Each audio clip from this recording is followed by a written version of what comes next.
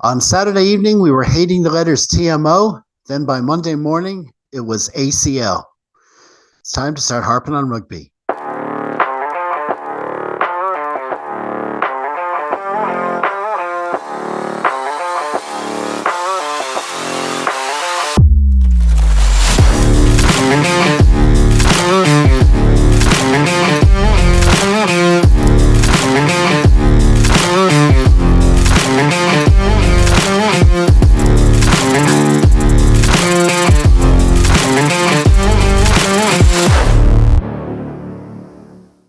Hello, my name is Jeff Pagano, and welcome to Harpin On Rugby, where with the help of some fellow fans, I get the chance to harp on what's going on with Leinster, Ireland, and the wider rugby world. First up, joining me is someone earning cap number 20 to go with well over 100 articles back in the day. He hosts his own multi-sport pod called Post to Post Sport. Welcome back to Mr. Kieran Duffy. Yes, nice to be back on Harpin On Rugby again. The big leagues. I consider my post to post sport rugby coverage kind of the second tier of the Rugby Europe Championship, if you like. So nice that this isn't ring fenced and Harpin On Rugby, and I can come on regularly. No such thing as ring fences around here for sure. And our second guest is making his second appearance on this pod, but he's been on many other ones, including Clayland Scully's. Hello again to Mr. David Cordial. Hey lads, good to be here. Indeed, good to have you. So let's crack on with our feature match of the week, which was, of course, South Africa v Ireland in the first test of the Castle Lager incoming series. Conditions looked pretty much perfect at Loftus, and once the usual South African pre-match entertainment was done, it was Jack Crowley getting the match underway, Kieran. Yeah, and it started pretty much as badly as it could have gone from an Irish point of view. And the one thing you were thinking of, you're down in South Africa, it's the same when the provinces are playing away to South African teams. You're thinking just try stay in the game early. Try not to let the game get away from you. And I think it was about 2.5 minutes in, Curtly Arenze, I think is how you pronounce it, crossed the line. It was a good play by Pollard, I thought, because he was getting the ball moving quickly, and that's something maybe we've complained about. Obviously, regularly cover Leinster on this podcast, and that's something maybe we've complained about, just the attack not being quick enough, free flowing enough. South Africa really hit the ground running here, and Pollard was instrumental in this try. Quick ball, there was loads of space out in the left wing. Aranze got over in the corner. Pollard converts, but in fairness, they deserve that lead. Ireland, I don't know, was it kind of tiredness? Was it kind of just being a bit ragged, or maybe it was just South Africa were very good? From there was an exchange of penalties, and South Africa got another penalty again. Good decisions from South Africa to go from the post for those two penalties. It would have been very easy to say, let's galvanise the home crowd and go to the corner. And yes, in theory, they could have been 21-3 up. But at the same time, it could have remained 7-3 and been a turnout with Ireland. So I think it made sense to kick those two penalties. It was 13-3 at that stage. Just a good bit of game management, something Leinster were lacking in the European Cup final. Something that comes with a bit of experience, maybe from losing these games around the World Cup. So it was a good decision making there. And then Ireland did eventually get their try. So Jamie Osborne, not a bad debut for him. You're thinking it's as difficult a test debut to make away to the world champions when you're playing just out of position. Interesting to see, does he start there next week? And that's probably something we'll talk about later. But really good offload from Sheehan. Again, a big long pass out. Sheehan finds himself in the wing. Really good offload by Sheehan, who we know now is unfortunately going to be out for several months now, most of the next season, it seems. And James Lowe did so well to keep it in. I mean, that's one thing I like about James Lowe is we actually, myself and Connor were on the pod talking about how he does a lot of the all around stuff. He's not afraid to get into a ruck. He's not afraid to defend, but he also just has that bit of classy skill about him. He just has that kind of, you can call it the X factor, you can call it whatever you want. But he managed to keep the ball in touch.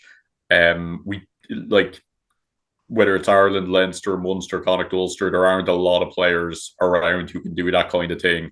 And that's why Lowe is so important for Leinster and Ireland. Managed to keep the ball in touch. Osborne ran a good line. Good hands as well. Nearly spilled the ball. It would have been, he would have been forgiven for being a bit anxious and seeing his name up in lights when he was running to catch that ball on his debut. But good way to start the game. Not converted, so 13-8. Good recovery from Ireland. And then just coming up to halftime, then the clock was in red. Doris put in a huge turnover. I think he's turned into a real leader for both Leinster and Ireland. It's interesting to see what happens with the captaincy because is Peter O'Mahony. Look, to be honest, I know Peter O'Mahony's not going to be playing 80 minutes of rugby each week, but I have to say I think it was a good idea for continuity to have him be captain for Six Nations and this test tour. Because at the end of the day, it's a big change losing Sexton, and he's still a big leader in the team. So even if he's only captain for 50, 60 minutes, that's something. So from there, but Doris is he's showing he can be that future captain if needed. If South Africa had a score there, I think it was game over. I mean, even if they had got a penalty there, it would have been 8 points, and it would have been very difficult. But a bit of indiscipline punished for Ireland as well, giving away some penalties and just a bit sluggish to start to get into the half. But that was a big moment, and that could have been a turning point in the game. We talk about championship minutes; we know all about them as Leinster fans, how important it is to not concede just before half time. So that was a massive moment for Doris, but South Africa definitely the better side in that first half. Yeah, I mean, probably our biggest worries going into it were more the players we were missing, Gibson Park and Hugo Keenan in particular. And like in those, and like you say, we got off to the worst possible start, conceding that early try, but also, and of course that try was sort of Arenza sort of, kind of flat-footed Osborne a bit in the wing, although he was the last. It's not always the last defender's fault.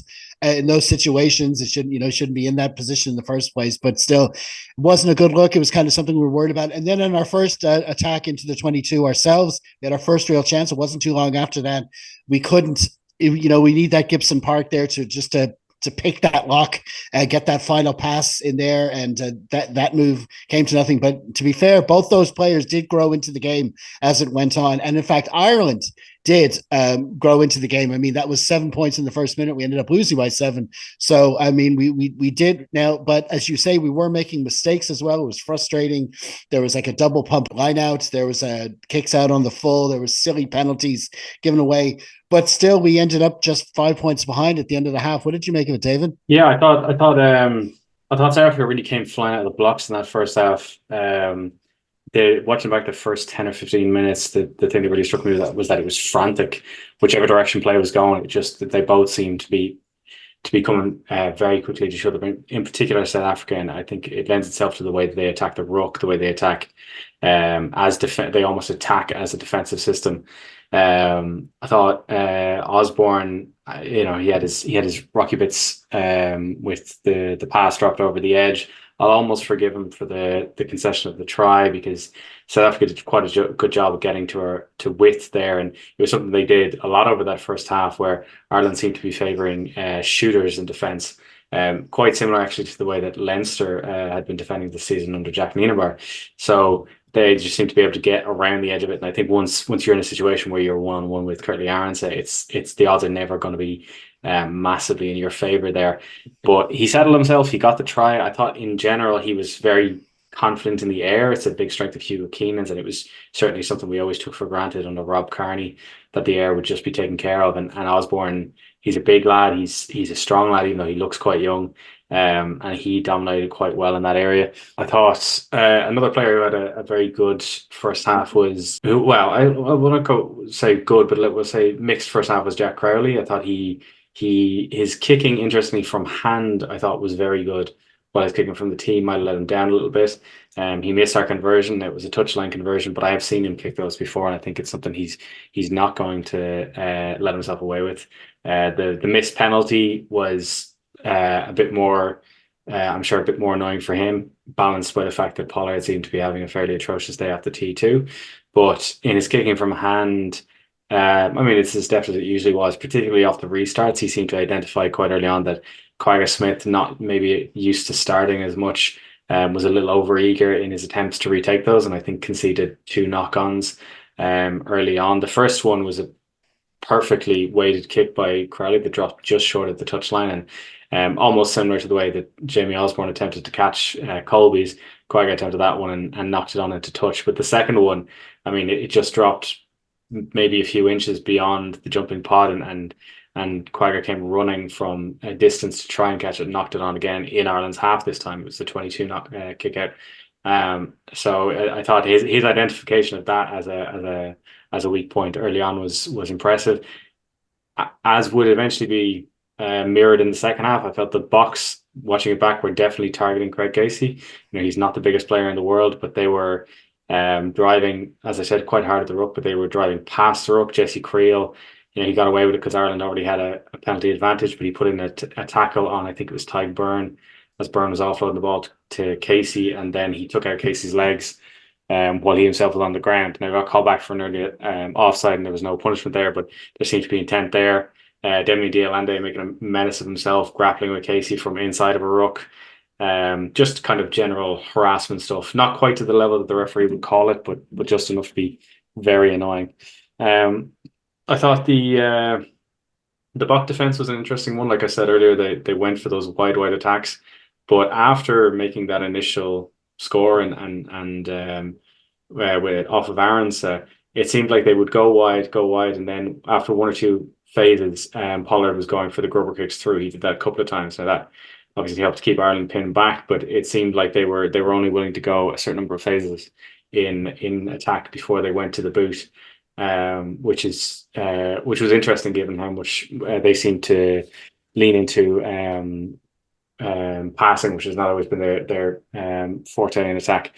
I thought the Ireland try was a and we'll touch on the two tries in the second half, but the try in the first half, it's watching it back, knowing it's about to happen, you still can't fully see where it's going to come from, because it looks like the box have lots of numbers, and Crowley just obviously spots it's a little bit of space on the outside, floats a very nice pass over the top, and then Sheehan's offload to draw the last defender, and just James Lowe's power. He's criticised sometimes for not being the fastest wing in the world, but it takes two men to not quite put him to touch, and that gives the space for Jamie Osborne, who had to fumble with it. He did have to fumble with the ball. It didn't come to him cleanly, but he got it down over the line. And just to welcome him to international rugby, Quagga Smith decided to fall on him as he was going over the line as well. Yeah, I saw that. Just as a kind of a mark. But I thought overall, it was Ireland's first game since the Six Nations, South Africa's first game since the World Cup. Both teams showed a bit of rust, but I thought the box in particular showed a lot of intent in that first half. Yep, absolutely. I think the theme of the half was, or the theme of the game really was, both teams making mistakes, but one team making more actual points from those mistakes. I think that was the key at the end of it. And on South Africa's attack, just a shout out to Rugby Kino, and in turn Hugh Griffin, I think online, put up a stat that's saying that the South Africans in the World Cup knockouts, when those matches they won each by 1 point, their maximum amount of passes / offloads was 84 in, I think that was in the final against New Zealand. Now in their match against Wales a couple of weeks ago, they had 117 passes and offloads. Against us, it was 175. So, and you could see it, like you say, in that opening try. It was just like they were going east to west, and very quickly, moving it quickly. And when they found that bit of space out in the wing, like you say, Aaron said, really can't be stopped. And when it comes to Osborne's try, I mean, it was a great pass to send wide by Crowley, but I don't think anyone would have expected a try to come from it. There was kind of cover there. It's only like someone like James Lowe could make something from that. Similar can be said of the try he set up for Doris. Now we know he's responsible. He had a couple of errors in the second half as well, but he's always thereabouts involved in those tries. But listen, I'd say I think the popular notion was at halftime we were kind of lucky to be just 5 points behind, but still we had done well to recover from that bad start. So like you say, the halftime score was South Africa 13, Ireland 8.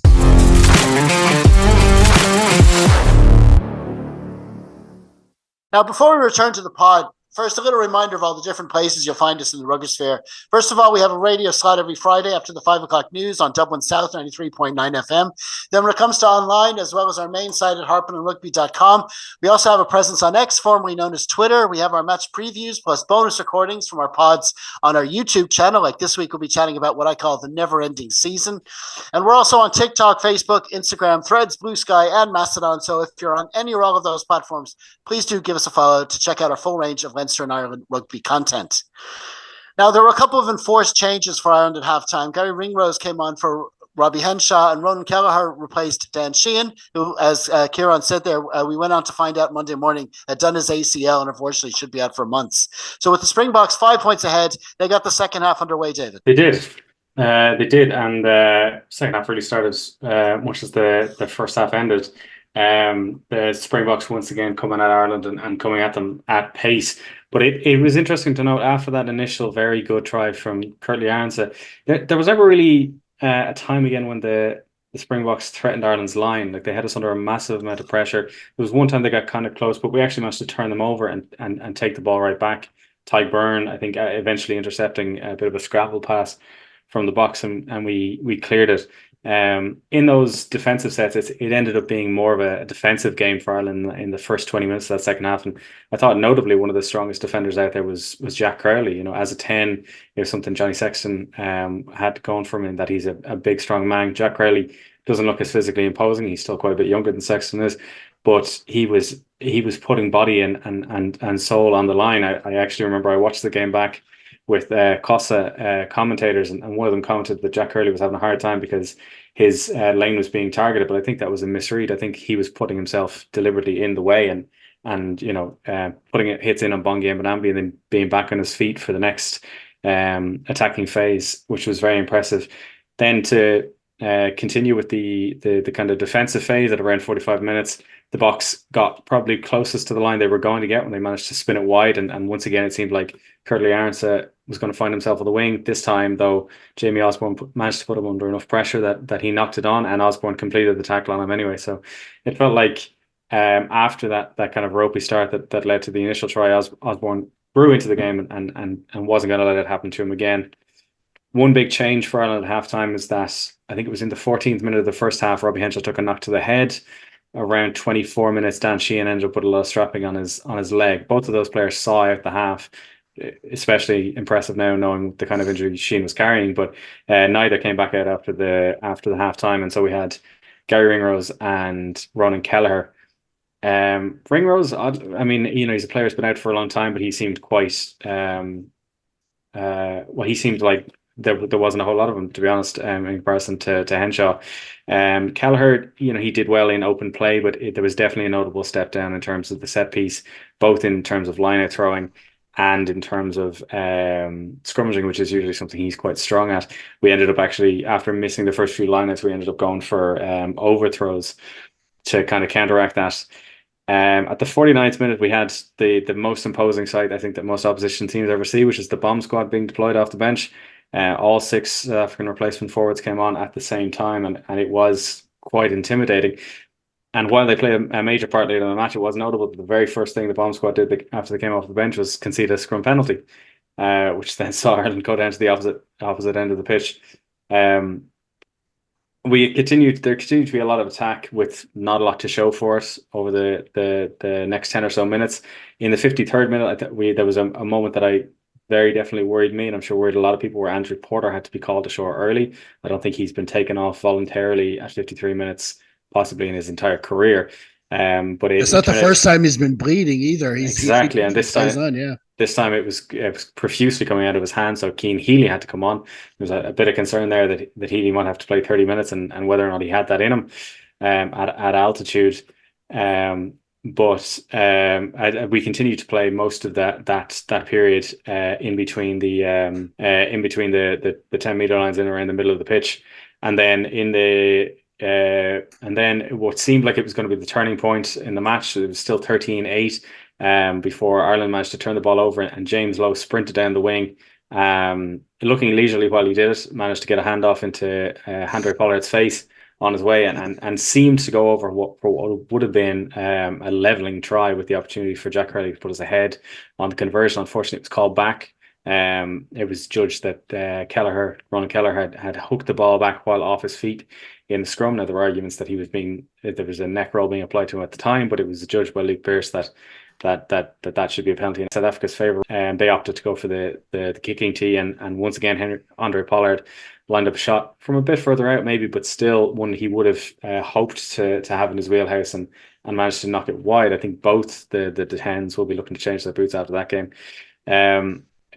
In that same span of time, Jamie Osborne was replaced by Kieran Frawley, who I thought he did not have a poor game, which I suppose under the circumstances is about as much as you can ask from a player. He continued to control the air well, but it definitely wasn't an impact substitution so much as just a holding pattern. Although once again he didn't make any major mistakes, and I suppose under the circumstances that can be considered a win. Craig Casey, just before he was taken off, delivered it was in the late 50s, early 60 minutes, delivered a very nice 50-22 down the side. I thought this was a game where he was going to be put front and center, given Gibson Park's absence, and he absolutely stepped up and filled those boots. I think there were a lot of people, myself included, who were quite concerned at him having to take the reins, but he did not let the side down at all, and played incredibly well. So he then unfortunately was on the receiving end of a quite heavy hit from R.A. Snyman, possibly the biggest man on the pitch, and ended up having to be taken off. And that unfortunately put an end to his tour. We hope he recovers fast. And then to our delight, Andrew Porter returned on 62 minutes, while I think Tyke Furlong was then replaced with Finlay Bealham. It was notable that once the bench switched, I mean, Porter was back on the field, but once we had Bealham and Kelleher on instead of Sheehan and Furlong, we struggled a lot more at the scrum at that stage, and started conceding more scrum penalties. But then and we conceded a penalty off of that scrum just after Bealham and Porter came back on. And then what was probably one of the toughest moments for Ireland in that game, when the box went down the line and James Lowe attempted to keep the ball in play and did so just about successfully, but unfortunately the three other Irish backs who were watching on, it was Kieran Frawley, Conor Murray and Bundy Aki, were not as quick off the mark as he, and unfortunately the box had possibly the quickest man off the mark in Chesson Colby, who had chased up the entire pitch, managed to get a boot to it, and suddenly it's 28 and Ireland are trailing again. I think all the credit in the world has to go to Colby for that. This was on 66 minutes, and it's now all of a sudden a 12-point game, and it feels like the game is slipping away from Ireland. But they rallied in the next 10 minutes. We kind of went back and forth, Ireland dominating most of the possession. On the 74th minute, it looked like Caelan Doris was held up over the line. He somehow managed to convince Luke Pearce to take another look at it, and it was confirmed that he was held up, and it was an excellent bit of defensive play from the box. But it entered into the last 5 minutes, which were an interesting period for Ireland, because they managed to score 2 tries and concede 1. The first try was a lovely bit of play, actually, to credit Finlay Bealham, because he obviously struggled a little bit in the scrum, but lovely hands from him, reminiscent of his setup for Hugo Keenan's try against France. He managed to put Ronan Kelleher through a hole, and then Conor Murray running an excellent support line, dotted it down under the sticks on 75 minutes to put Ireland right back in the game. It was suddenly 2015, and it felt like the game was back on. And then, unfortunately, off the restart, the ball went long, and it seemed like it was about to drop out. And James Lowe did the one thing you've never seen James Lowe do. He panicked, and he attempted to regather the ball, and in the process knocked it on in his own in-goal line. And then you saw why the bomb squad is called the bomb squad. There was a 5-meter scrum, and Ireland were unceremoniously marched back behind their own line. Much to the joy of the box, Ronan Kelleher receiving a yellow card in that situation to put it at 27-15. And once again, it seemed like the game was going to be completely out of reach. But Ireland came back again, and they launched another attacking play. Once again, it was a situation where you weren't 100% sure, watching it back, where this try was going to come from. But once again, it was James Lowe managing to draw 2 defenders, still get a hand free, and send Ryan Baird down the wing to dot down. Jack Hurley misses the conversion, so it stays at 27-20.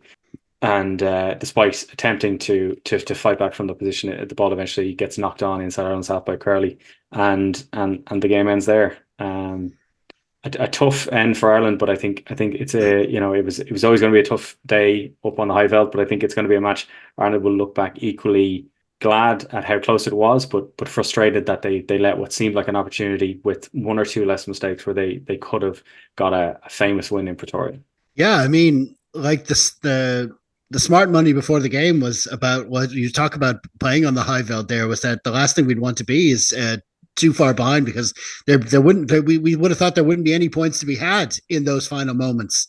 But that's kind of that's almost when we sort of came to life, as it were, and only for if only for that unfortunate mistake by James Lowe. And just on that, I mean, that's the way he plays. I've said this before. He in every given situation, there's what you're expected to do, and he always tries to go one level up. So, like in that situation, you might be tempted just to let it bounce or let it drop and go. But he's thinking, no, I can grab this, I can go further. If there's a good if there's a good chase, I've got a good left boot, I can boot it way down the other end. If there's a bad chase, I can run it down the other end. And he's always thinking that extra, and that's what you get from him. And in this situation, like you say, he might have panicked a little bit, and it just didn't go. And then they had the scrum and the penalty try and all that. But then a few seconds later, he did that last little offload that put Baird over. So it's you get the good and the bad from him. But that was an amazing end, and that try, that Conor Murray try. There's a good there's a tweet by, I think it's Brett Igo, where he analyzes that try, and he's got graphics over the shows how the try was constructed after that Doris disallowed. It was a goal line dropout. This came from that restart, and it was just amazing. It was just a very simply constructed try straight through the heart of the South African defense. I mean, they were a man down at that stage, but it still had to be done.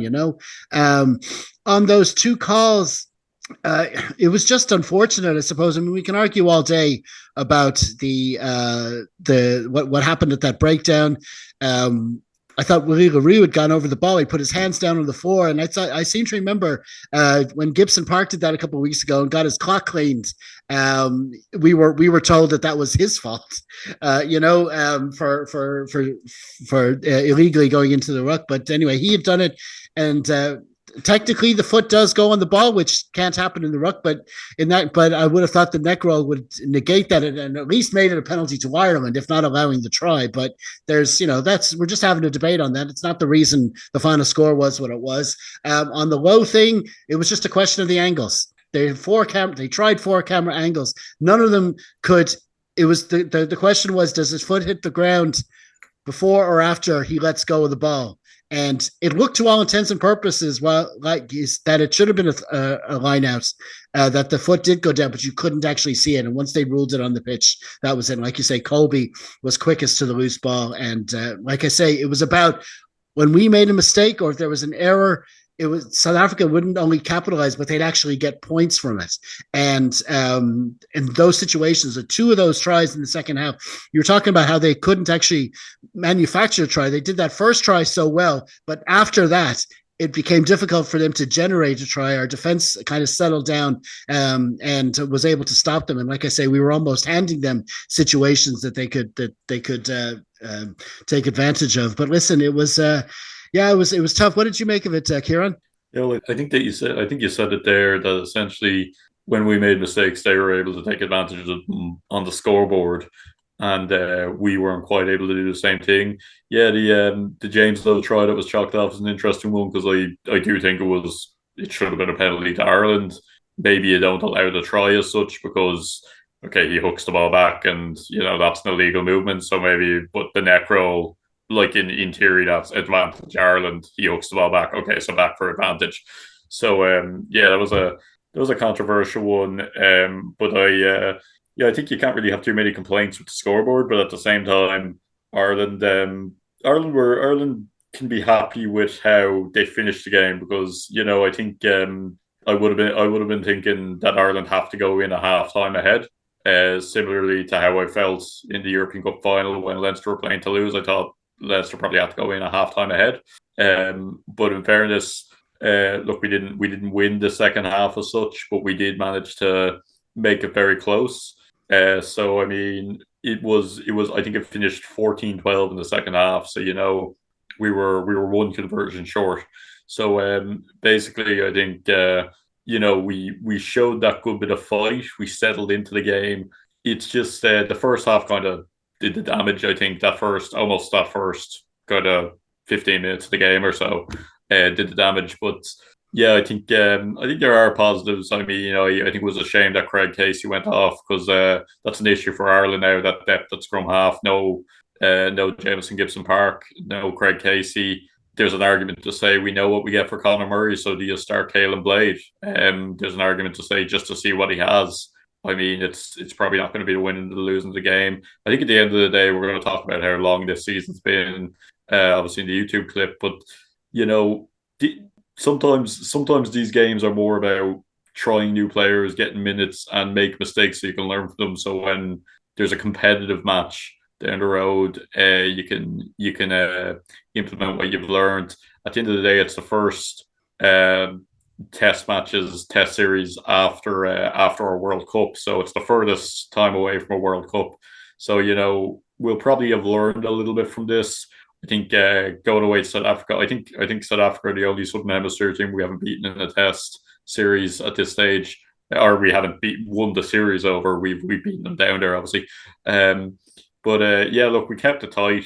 At the end of the day, it was like having the ball on your own 5 meter line with the clock in red against South Africa when you need a converted try. That's very difficult position to be in. There was a knock on there, and that was that. But look, we kept it tight. We managed to stay in the game. I think that's very positive. I think there will be changes next week. There'll have to be, obviously, with injuries, but I don't think there's a need to rip everything up and start again based on that game. There were errors. If we stamped out some of those errors, or if we took more advantage of the Springboks errors, then we could have won that game. So now we're the feed away to South Africa. I mean, there was a time that that would have been a fairly good result for Irish rugby. So I think it shows how far we've come, that we're disappointed that we lost the game by 7 points in South Africa. But yeah, I think there's positives, but the first half kind of cost the game, and the last 20 minutes, I didn't expect it to explode into life like that. The kind of last 15, 20 minutes. I thought, again, Pollard didn't have a great day off the tee, as David said, but he did. I think he did well in general play, and he did well controlling the game.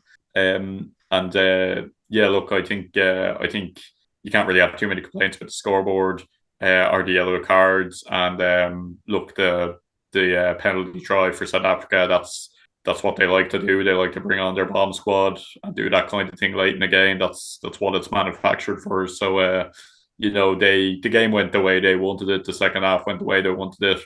You could talk about refereeing calls. Look, there might be some that could have gone the other way, but at the end of the day, I don't think you can have any complaints about the score.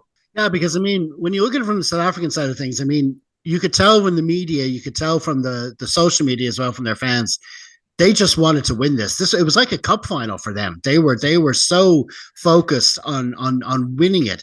But if you looked at if you were a Springbok fan and you looked at their game analytically as to actual performance-wise, you would find a lot to, it's like, like here in Ireland, we tend to go, even if we win by a lot, we'll go, well, the lineouts will have to be better, this, that, and the other, so-and-so will have to do this. We're a lot more kind of pessimistic. We find clouds in the silver lining, so to speak. But the fact that South Africa made mistakes as well is kind of shows how and plus how eager they were to beat us. Just shows where we are at the moment, and we're in a position where this was supposedly a fight over who was the best team in the world. Obviously, South Africa won this one on the day.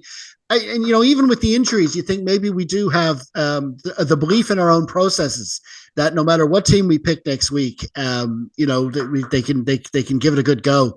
There definitely were positives to be taken despite the mistakes, but still, the game finished out how it did, and like you say, the final score was South Africa 27, Ireland 20.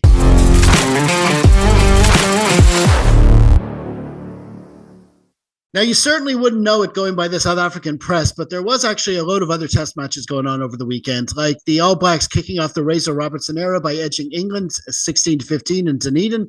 Then we had a clash of the former Ireland coaches in Sydney, where Joe Schmidt got off to a winning start as the Wallabies outlasted Wales 25-16. And in the evening, a very experimental French side overcame Michael Cheika's Pumas 28-13.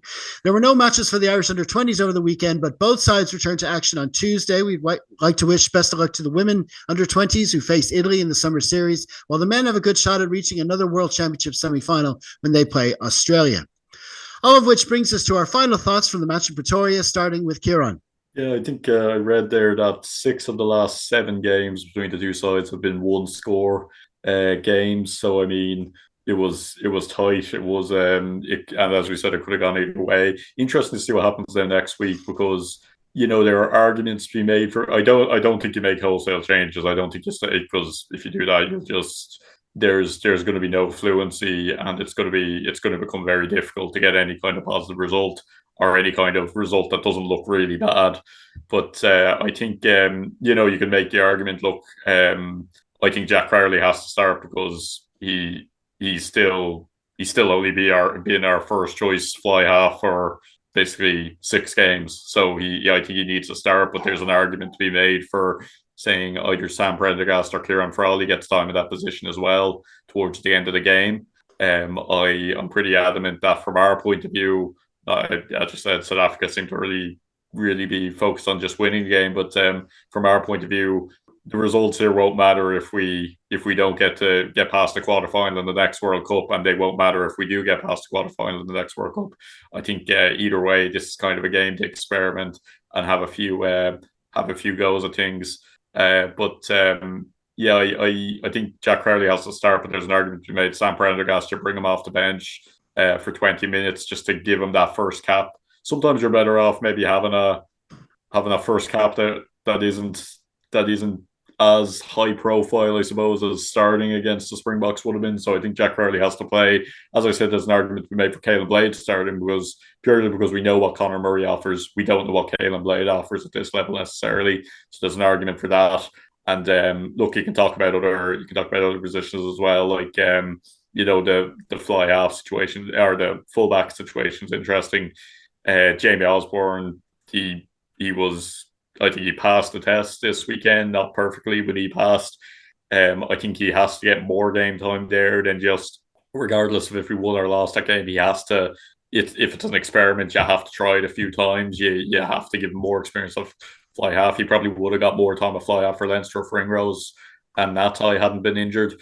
But there's an argument to be made. Fly half to give someone else time there.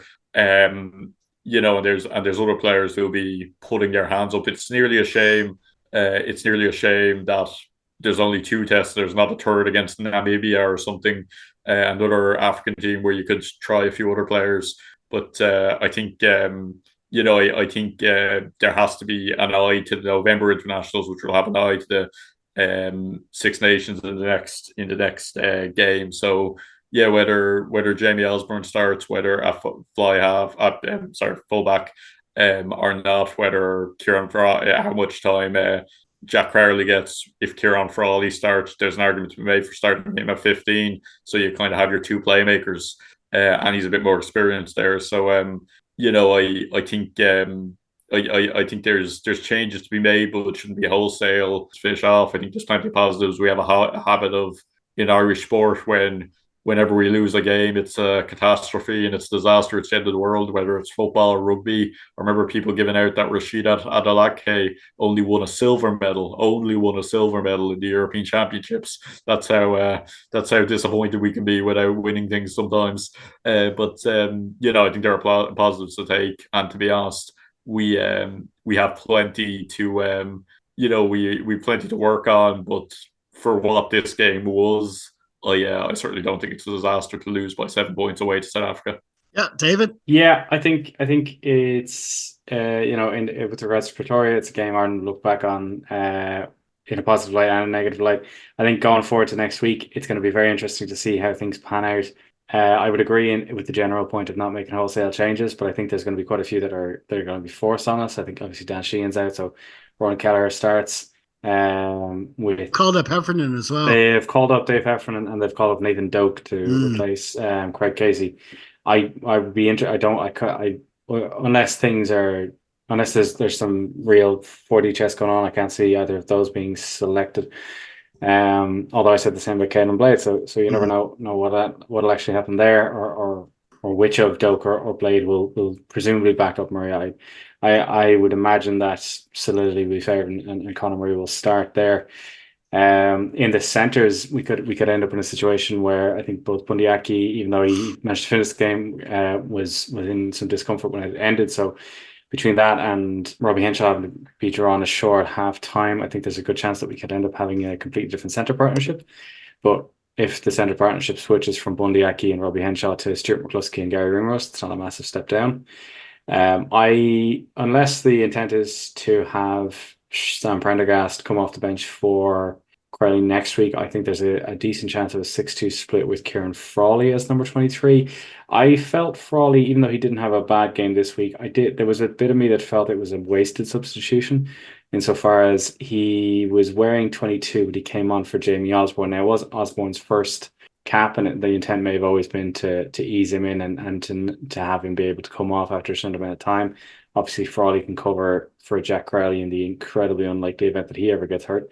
But it did feel like that the game didn't materially change for Ireland when Kieran Frawley came on. Now that can be viewed as positive in terms of the stability offered, but as opposed to when you compare it to, say, the impact that a bomb squad has when they come off the bench, it did feel like, I don't know, if maybe another forward might have been of more advantage there. So if you have Kieran Frawley at 23 and you know that Jamie Osborne has what it takes to play, particularly when we're no longer at altitude, I could see a shift to a 6-2 bench, 6-2 split on the bench there, with maybe someone like Nick Timoney coming in to add an extra hit out in the back row.